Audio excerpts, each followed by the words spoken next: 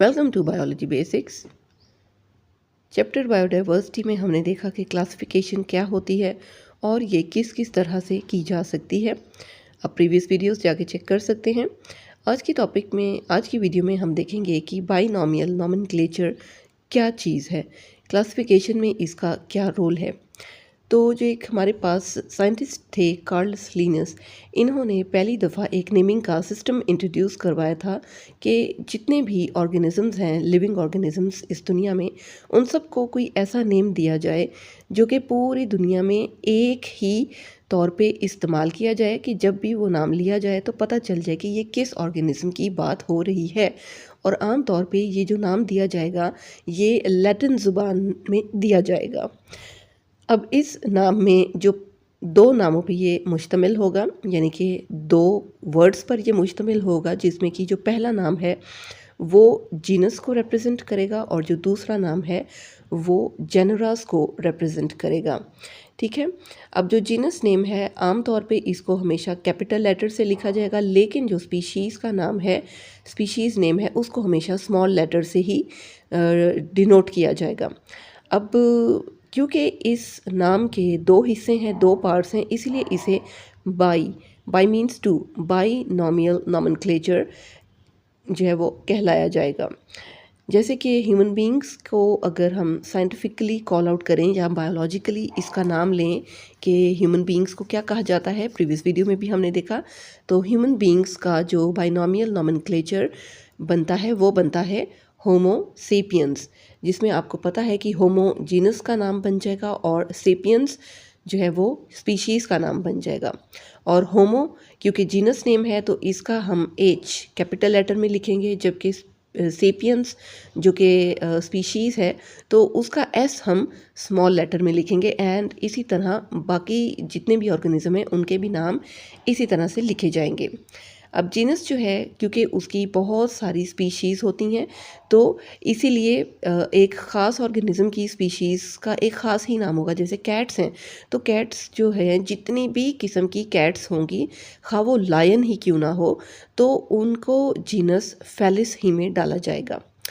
अब इम्पॉर्टेंस क्या है बाइनॉमियल नॉमेनक्लेचर की कि ऑर्गेनिजम्स को लैटिन में ही नाम क्यों दिया जाए।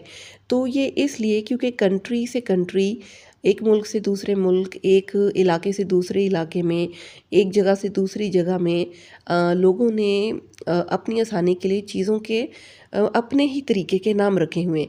तो जब किसी एक मुल्क का इंसान दूसरे मुल्क के इंसान से किसी एक ऑर्गेनिज्म के बारे में बात करेगा तो वो उसे कैसे समझाएगा। ज़ाहिर पुराने दौर में तो इंटरनेट वगैरह मौजूद नहीं थे कि एक तस्वीर दिखाते, निकालते, इंटरनेट पे सर्च करके और दिखा देते। तो उसके लिए ये सिस्टम बना लेना यूनिवर्सल तौर पे, एक यूनिवर्सल लैंग्वेज के तौर पे बहुत ज़रूरी था। और आम तौर पे उस ज़माने में जब ये सिस्टम बनाए जा रहे थे तो लैटिन लैंग्वेज बहुत ही कॉमन थी, तो इसलिए लैटिन लैंग्वेज को ही यूज़ किया जाना शुरू कर दिया गया। अब मिसाल के तौर पे ले लीजिए कि ब्रिंजल जो है इसे उर्दू में बैंगन कहा जाता है, पंजाबी में बताऊं कहा जाता है, सिंधी में वगदान कहा जाता है। तो ये कुछ कंफ्यूजिंग सा नहीं लगता कि एक ही चीज़ है लेकिन उसके इतने डिफरेंट नाम हैं। और अब इसी बैंगन को आप जब किसी बाहर के मुल्क में जाएंगे, बुलाने की कोशिश करेंगे या साइंटिफिकली बुलाने की कोशिश करेंगे तो क्या कहेंगे, तो फिर आप इसे कहेंगे सोलेनम मेलेंजना। और इसी तरह से आप बाकी सारी जो स्पीशीज़ हैं उनके भी पंजाबी, सिंधी, पश्तो और दूसरी तरह के लोकल नेम्स फाइंड आउट करने की कोशिश करें।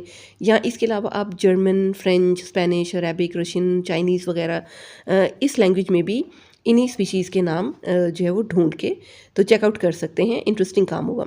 अब जैसे पोटैटो है तो पोटैटो को सोलेनम ट्यूबरोसम कहा जाता है और राइस को ओराइज़ा सटाइवा भी कहा जाता है। तो चलिए जी, अब हम देखते हैं कि वायरसेस की क्लासिफिकेशन कहाँ गई। पूरा चैप्टर हमने प्रीवियस वीडियोस में डिस्कस कर लिया लेकिन वायरसेस का कहीं जिक्र नहीं आया। तो वायरसेस जो है वो किस डोमेन में या किस किंगडम में फॉल करते हैं। अब क्योंकि वायरस एक ऐसा ऑर्गेनिज्म है जिसके अंदर लिविंग ऑर्गेनिजम्स वाले भी कैरेक्टरिस्टिक्स आ जाते हैं, नॉन लिविंग ऑर्गेनिज्म वाले भी कैरेक्टरिस्टिक्स आ जाते हैं, तो इसीलिए इसको अभी तक किसी ख़ास किंगडम, डोमेन या किसी भी किस्म की जो है वो टैक्सा में डिफ़ाइन नहीं किया गया है। अब इसके लिविंग कैरेक्टर्स क्या क्या हैं ज़रा पहले उन पे नज़र दौड़ा लेते हैं। देखिए ये डिफरेंट वेराइटीज़ में पाए जाते हैं जैसे बाकी लिविंग ऑर्गेनिजम्स भी हैं। इसी तरह इनके पास इनका अपना जेनेटिक मटेरियल होता है जो कि या तो आरएनए की सूरत में हो सकता है या फिर डीएनए की सूरत में हो सकता है। इसी तरह से ये जो रिप्रोड्यूसिंग मटेरियल है इनका, ये अपनी होस्ट बॉडी को इन्फेक्ट करने के बाद ही रिप्रोड्यूस कर सकते हैं। जब तक उस होस्ट बॉडी से बाहर रहते हैं ये रिप्रोड्यूस नहीं कर सकते। फिर ये कि ये किसी भी लिविंग ऑर्गेनिज्म की बॉडी के अंदर, उनके सेल्स के अंदर तक ये पहुंच सकते हैं, रसाई हासिल कर सकते हैं और उन्हें इन्फेक्ट भी कर सकते हैं, बीमार भी कर सकते हैं। तो नॉन लिविंग जो कैरेक्टरिस्टिक्स हैं वायरस की वो क्या हैं कि एक तो ये कि इनमें कोई ख़ास सेलुलर स्ट्रक्चर मौजूद नहीं होता, इनके अंदर कोई एंजाइम सिस्टम नहीं होता, और ये कि इन्हें आसानी से हम क्रिस्टलाइज करवा सकते हैं और बॉटल में बंद कर सकते हैं। उससे इनकी लाइफ पे कोई नुकसान नहीं होता, बाहर निकल के ये फिर एक्टिव हो जाते हैं। इसी तरह से ये सांस नहीं लेते, रिस्पायर नहीं करते, और वायरसेस जो हैं वो नॉन लिविंग के तौर पे बिहेव करते हैं और इनर्ट है, कोई इनके अंदर एक्टिविटी नहीं होती जब तक कि इनको कोई होस्ट नहीं मिल जाता, जब तक ये किसी को नुकसान पहुंचा के उनकी बॉडी के अंदर नहीं चले जाते। क्योंकि जितनी भी ग्रोथ है, जितनी भी रिप्रोडक्शन है, किसी ऑर्गेनिज्म के अंदर, किसी होस्ट के अंदर जाने के बाद ही इनकी स्टार्ट होती है। तो ये एक बॉर्डर लाइन पे जो है मौजूद हैं लिविंग और नॉन लिविंग ऑर्गेनिजम्स की।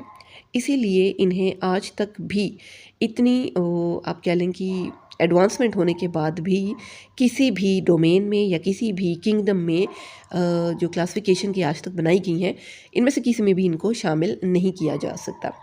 So this is it. I hope that the video was useful for you. If yes तो प्लीज़ वीडियो को लाइक करें, इसे अपने और फ्रेंड्स के साथ भी शेयर करें, और नई आने वाली वीडियोज़ के लिए चैनल को सब्सक्राइब कर लें। Thank you for watching.